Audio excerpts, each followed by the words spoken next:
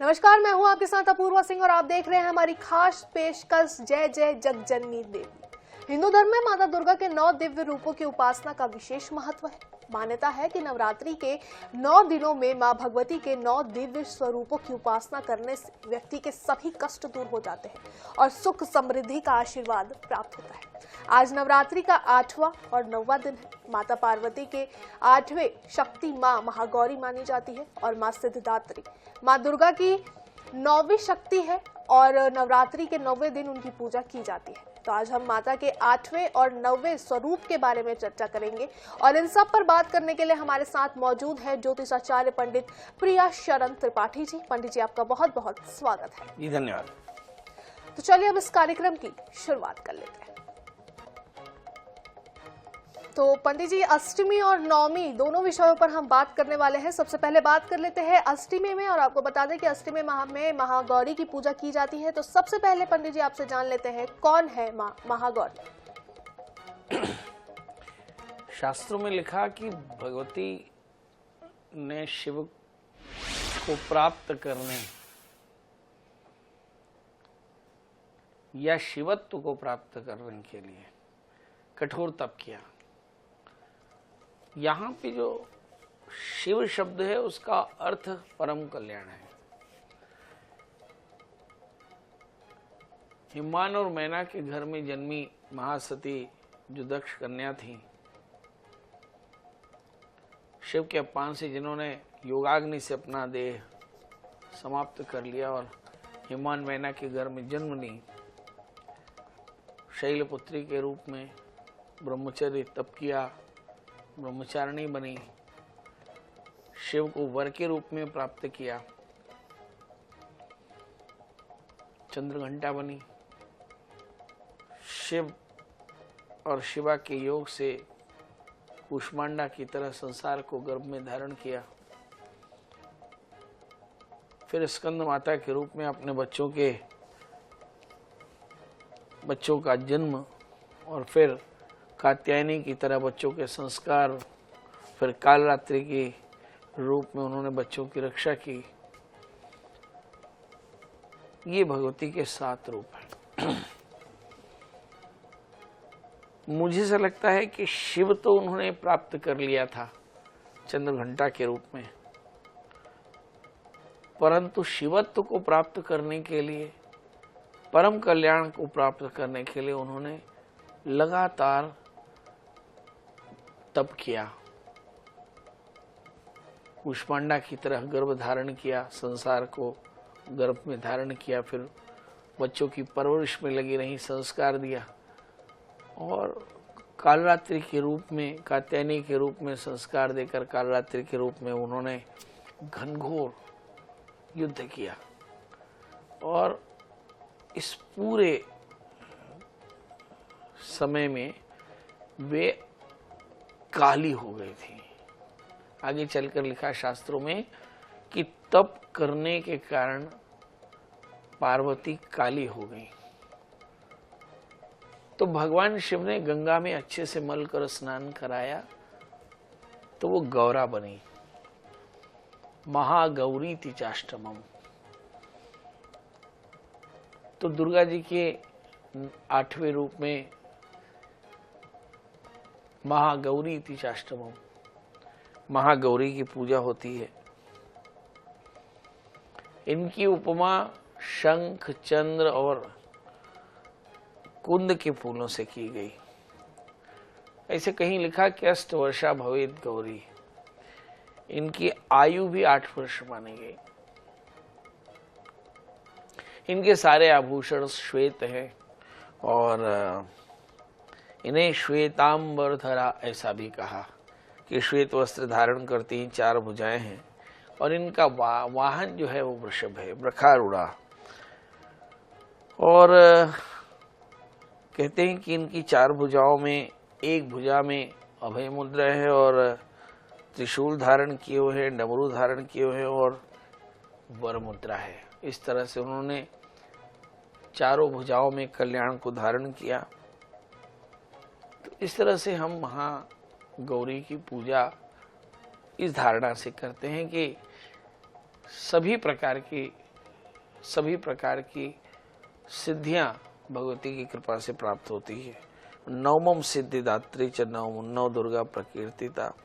और ऐसा माना जाता है कि गौरी को अन्नपूर्णा, ऐश्वर्यदायिनी, चैतन्यमयी, प्रमोदा ऐसा भी कहा गया कि सब प्रकार का प्रमोद देती हैं। तो जो भक्तजन आज्ञा चक्र में भगवती का ध्यान करते हैं वे सब प्रकार की सिद्धियों को प्राप्त करते हैं। एक प्रश्न आता है कि भगवती का पूजन कैसे करें। भगवती का ये सतोगुणी रूप है। ऐसी स्थिति में सफेद फूलों से भगवती का आभरण करें, श्वेत चंदन लगाएं, श्वेत फूलों से भगवती का सुंदर श्रृंगार करके और दूध से बनी वस्तुओं का भोग लगाएं। और मंत्र है इनका कि श्वेते ब्रखे समारूढ़ा श्वेतांबरधरा शुचि महागौरी शुभम दद्यान महादेव प्रमोद दा। कि हे अन्नपूर्णा, हे ईश्वरी प्रदायिनी, हे चैतन्यमयी, महादेव का अर्थ प्रमोद भी है, तो महादेव को आनंद देने वाली मैं तुम्हें प्रणाम करता हूँ। ऐसी धारणा से भगवती का पूजन करें और ऐसा करने से आपकी सभी मनोकामनाएं पूर्ण हो जाती हैं। अब भगवती का नवा स्वरूप है नवमम सिद्धिदात्री च। दुर्गा की नवी शक्ति सिद्धिदात्री है और कहते हैं कि सभी प्रकार की सिद्धियां मिलती हैं। अब सवाल यह है कि सिद्धियां होती कितने प्रकार की हैं। 8 प्रकार की सिद्धियां होती हैं। अणिमा, महिमा, गरिमा, लघिमा, प्राप्ति, प्राकाम्य, इष्ट, ईशत्व और वशित्व, ऐसे 8 सिद्धियां हैं। कहते हैं कि भगवती सिद्धिदात्री की पूजा से ये 8 सिद्धियां आपको प्राप्त होती हैं और विधि विधान से इस भगवती के इस रूप की पूजा करके हम नवदुर्गा के पूर्ण स्वरूप की पूजा कर पाते हैं। असल में भगवती का यह स्वरूप जो है वो समस्त सिद्धियों को देने वाला यूं भी है क्योंकि भगवती का पूर्ण स्वरूप है। इसमें पूर्ण निष्ठा के साथ अगर कोई भगवती की साधना करे तो निश्चित तौर पर उनकी मनोकामना पूर्ण होती है। भगवती के इस विग्रह में भगवती सिंहवाहिनी है और कमल पुष्प पर आसन है, आसीन है और हिमाचल के नंदा पर्वत पर उनका तीर्थ बसा हुआ है।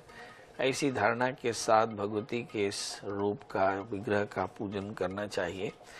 भगवती के कहते हैं कि 9वें दिन की उपासना सभी प्रकार से सुखों को देने वाली है और भगवती के हाथ में चक्र, गदा, शंख और कमल का पुष्प है।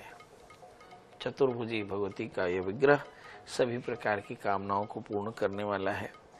और एक ऐसी किंवदंती भी है कि भगवान शिव को भी 8 सिद्धियां माता सिद्धिदात्री की कृपा से मिली। ये किंवदंती है क्योंकि शिव और शिवा में भेद करना संभव नहीं, मगर फिर भी इस किंवदंती को अगर ध्यान रखें तो भक्तों के लिए आसान हो जाता है। जब शिव को सिद्धियां मिल सकती हैं तो फिर आपको भी मिल सकती है। तो बड़ी श्रद्धा से भगवती सिद्धिदात्री की पूजा करनी चाहिए। भगवती का यह स्वरूप भी सतोगुणी है और भगवती का स्वरूप बेहद चमकीला है। तो सुंदर रंग बिरंगे कपड़ों से भगवती का श्रृंगार करें, रंग बिरंगे फूलों से श्रृंगार करें।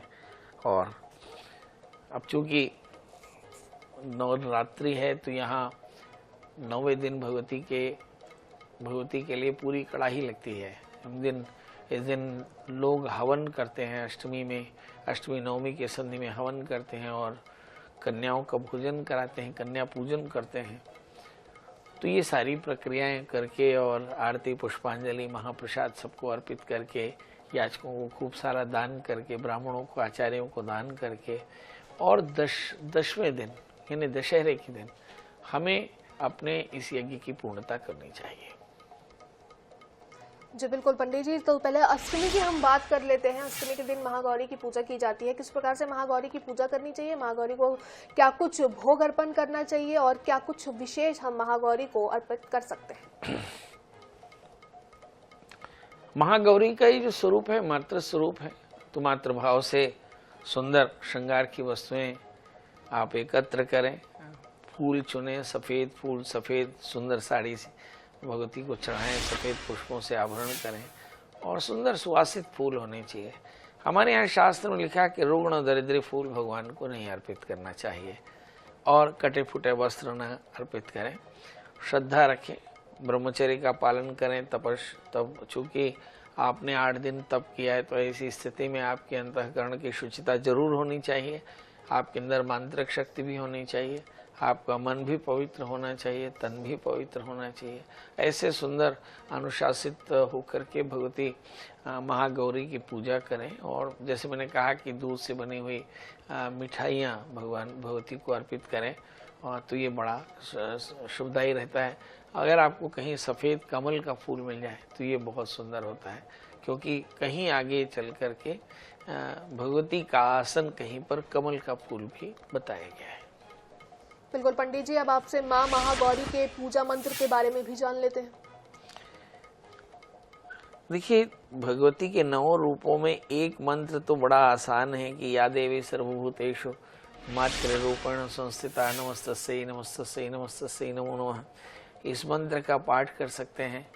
नवाण मंत्र ओम ऐं ह्रीं क्लीं चामुंडाय विच्चे, इस मंत्र का पाठ कर सकते हैं। दुर्गा सप्तशती के 9 पाठ कर सकते हैं। एक बड़ा दिव्य मंत्र है सर्व मंगल मांगल्ये शिवे सर्वार्थ साधिके शरण्य त्र्यंबके गौरी नारायणी नमोस्तुते। इस मंत्र का कम से कम 5 माला जाप करें, आप देखेंगे महागौरी की कृपा आप पर होगी। बिल्कुल पंडित जी, और अब आपसे ये भी जान लेते हैं, नवमी की बात कर लेते हैं। नवमी के दिन जैसा कि आपने बताया कि माँ सिद्धिदात्री की पूजा की जाती है, तो उनकी किस प्रकार से पूजा करना चाहिए, उनको क्या कुछ भोग लगाना चाहिए और माँ सिद्धिदात्री का पूजा मंत्र क्या है, इन सब के बारे में भी आपसे जान लेते हैं। देखिए, सबसे पहले हम देखें कि भगवती का मंत्र क्या है, क्योंकि मंत्र में ही धारणा है। मंत्र है सिद्ध गंधर्व यक्ष आद्यैः असुरैः अमरैरपि सेव्यमाना सदा भूया सिद्धा सिद्धिदायिनी।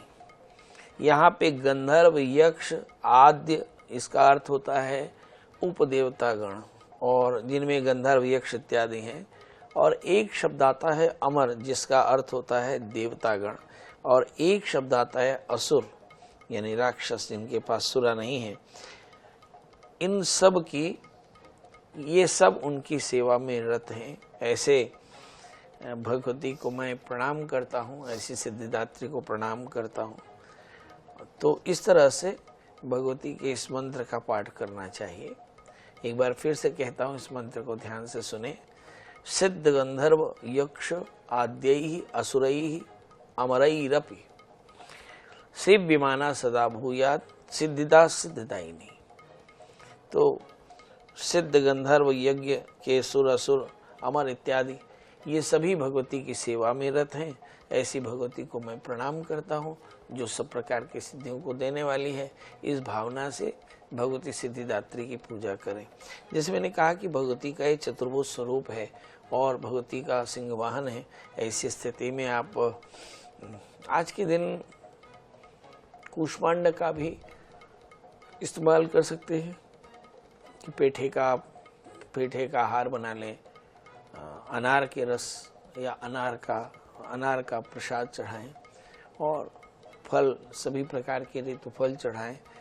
दूध से बनी, बेसन से बनी और जितने पकवान हैं जो आप अपने महाप्रसादी में सबको कराने वाले हैं, वो सारा का सारा भोजन कोशिश करें इसमें नमक ना हो। अक्षार लवणस्यात्, ऐसा लिखा है कि नमक तेल मसालों से रहित जो भोजन है वो देवताओं में चढ़ना चाहिए। तो माता के भोग में भी अक्षार लवणस्यात्, इस बात का विशेष ध्यान रखें कि नमक तेल का इस्तेमाल बहुत ज़्यादा ना हो।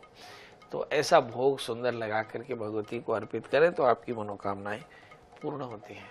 आपसे ये भी जान लेते हैं, क्योंकि ज़्यादातर लोग जो है वो अष्टमी और नवमी को ही विशेष तौर पर कन्या पूजन भी करते हैं और इसी दिन हवन भी करते हैं, तो हवन विधि भी आपसे जान लेते हैं और कन्या पूजन के बारे में भी। हमारे यहाँ 6 वर्ष से 12 वर्ष तक की कन्या जिनका रजोदर्शन नहीं हुआ उनको देव पूजन में बुलाया जाता है। ऐसा कन्या पूजन का विधान है। जैसे मैंने कहा अपने पूरे इस कार्यक्रम के दौरान कि पहले दिन 1, फिर दूसरे दिन 2, तीसरे दिन 3 ऐसे, पर जिन्होंने ऐसा ना किया हो वे अष्टमी या नवमी में कन्या का पूजन करके कन्या का भोजन करते हैं। एक और भी अपूर्वा जी आपको एक प्रश्न करना चाहिए कि लोग अष्टमी में हवन क्यों करते हैं और कुछ लोग नवमी में हवन क्यों करते हैं, कुछ लोग अष्टमी और नवमी के संधि में हवन क्यों करते हैं। मुझे ऐसा लगता है जो लोग अष्टमी में हवन करते हैं वे ये विचार करते हैं कि नवमी रिक्ता तिथि होती है, इसलिए अष्टमी में नंदा भद्रा जया रिक्ता पूर्ण। ऐसा कहा कि नंदा भद्रा जया जो 8वीं तिथि है वो जया तिथियां हैं, इसलिए लोग जया तिथियों में यज्ञ कर लेते हैं, मगर उनके व्रत की पूर्णता नवमी के बाद होती है, यानी वो अपना पारण 10वें दिन करते हैं। जो लोग अष्टमी नवमी में हवन करते हैं, यानी अष्टमी खत्म हो रही नवमी प्रारंभ हो रही, ऐसी संधि में जो लोग हवन करते हैं वे सामान्य तौर पर नवमी में हवन करके फिर 10वीं के दिन पारण करना चाहिए, है ना, और नवमी के दिन कन्या का भोजन करावे, कन्या पूजन करें। कुछ लोग नवमी के दिन पूजन करते हैं, हवन करते हैं। उनकी धारणा यह है कि नवरात्रि पूरी होने के बाद फिर उन्हें हवन करना चाहिए। तो ये 3 प्रकार की धारणाएं होती हैं। अपने अपने संकल्पों के अधीन ये सारी धारणाएं होती हैं। शास्त्र में नवरात्रि का व्रत लिखा है, इसका मतलब नवरात्रि लगातार व्रत करने के बाद दशहरे के दिन विधिवत भगवती का पूजन करके और फिर व्रत का पारण करना चाहिए, ऐसा शास्त्र विधि है। अब अगला प्रश्न आता है आपका कि हवन कैसे करें। तो यदि आपने निष्काम अनुष्ठान किया है तो कोई बात नहीं, अगर आपने सकाम अनुष्ठान किया है, निकामना सहित अनुष्ठान किया है, तो जाहिर है आपने एक प्रोटोकॉल रखा होगा, मतलब गौरी गणेश कलश नवग्रह षोडश मातृका सप्तघृत मातृका, आपने अष्टचक्र स्थापित किए होंगे, इन सब के उत्तर पूजा करके और फिर भगवती की पूजा करके फिर हाथ में जल लेकर संकल्प करें कि आज मैं भगवती की प्रियता के लिए, सभी प्रागादि देवताओं के प्रियता के लिए वर देने वाले अग्नि का ध्यान करके हवन करूंगा या करूंगी, ऐसा संकल्प करके और फिर सुंदर यज्ञ स्थल का निर्माण करें गोबर से लीप करके और फिर कुशकंडिका करके और फिर आज्या होती देवे। अभी एक प्रश्न आता होगा कि आज्य क्या है। अभी तक आपने घृता होती देख सुनी होगी, आज्य क्या है। जो घी अग्नि में, हवन की अग्नि में पकाया जाए उसे आज्य कहते हैं, इसलिए घी क्या होती नहीं होती, आज्या होती है। जो घी हवन की कुंड में पकाया जाता है, ऐसी आज्याहुतियां करने के बाद और पंचवार्णी हवन करने के बाद अगर आपने दुर्गा सप्तशती के 9 पाठ किए हैं तो 700 मंत्रों का, हम 700 मंत्रों से भगवती के क्या की आहुति देवें, 99 मंत्र का जप और फिर सभी प्रागादि देवताओं के लिए आहुति दे करके और फिर पूर्णाहुति करें, पूर्णाहुति और फिर सुश्रित आहुति करके आरती पुष्पांजलि करें।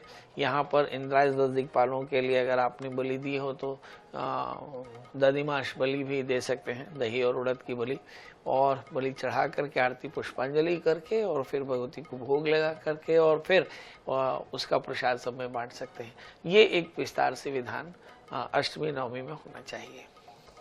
जी बिल्कुल पंडित जी, और इस बार काफ़ी ज़्यादा लोगों को असमंजस भी है, तो आपसे तिथि भी जान लेते हैं कि अष्टमी तिथि कब तक है और नवमी की शुरुआत कब से हो रही है और नवमी तिथि कब तक जाने वाली है। हाँ, ये एक प्रश्न है कि अष्टमी का प्रारंभ कब और नवमी का प्रारंभ कब, अष्टमी तिथि कब खत्म होती है और नवमी तिथि का प्रारंभ कब होता है। आप थोड़ा सा देखें, मैं आपको देखकर बताता हूँ क्योंकि पंचांग देखना होगा। तो अष्टमी तिथि के बारे में मैं आपको एकदम बताता हूँ। अष्टमी तिथि जो है इस बार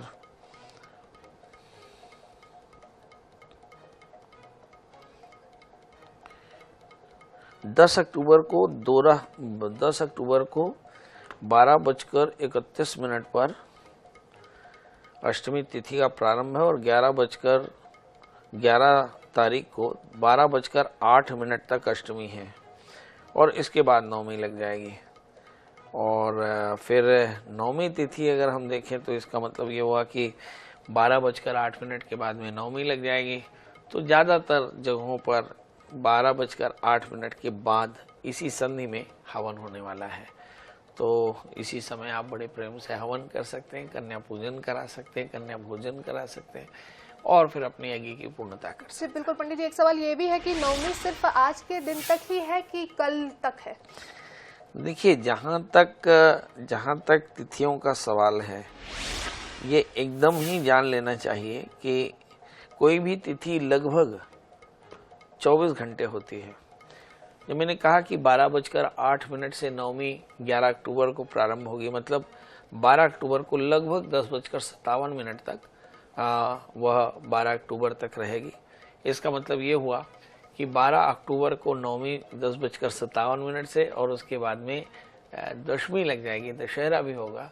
अब यहाँ विधान ऐसा है, कुछ लोग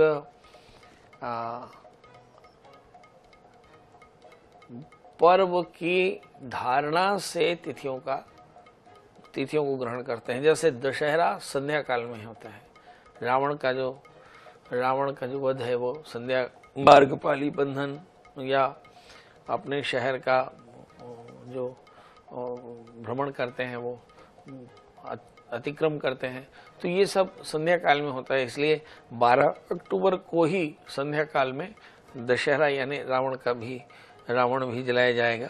और इसी दिन नवमी भी कुछ लोग पूरे बनाएंगे, क्योंकि उदया तिथि जो है वो नवमी की वो 12 अक्टूबर को है। तो ये एक तरह से समझ लेना चाहिए कि 12 अक्टूबर को नवमी सवेरे और शाम को दशहरा यानी रावण जलाया जाएगा, मारपाली बंधन। इस समय हम अपनी नगर सीमा को पार करके रावण को जला करके फिर अपनी नगर सीमा में प्रवेश करते हैं, ऐसा विधान है। तो ये सारा का सारा कल 12 अक्टूबर को होगा। जी बिल्कुल पंडित जी, तो नवरात्रि का आज 8वां और 9वां दिन है, यानी कि अष्टमी और नवमी माँ महागौरी और माँ सिद्धिदात्री की आज पूजा की जाती है। तो इन नवरात्रि के 9 दिन हमने माता के 9 स्वरूपों के बारे में पंडित जी से जाना। पंडित जी, इन सभी के लिए आपका बहुत बहुत शुक्रिया। जी धन्यवाद। तो इसी के साथ आज के इस कार्यक्रम में फिलहाल इतना ही। मुझे दीजिए इजाजत, नमस्कार।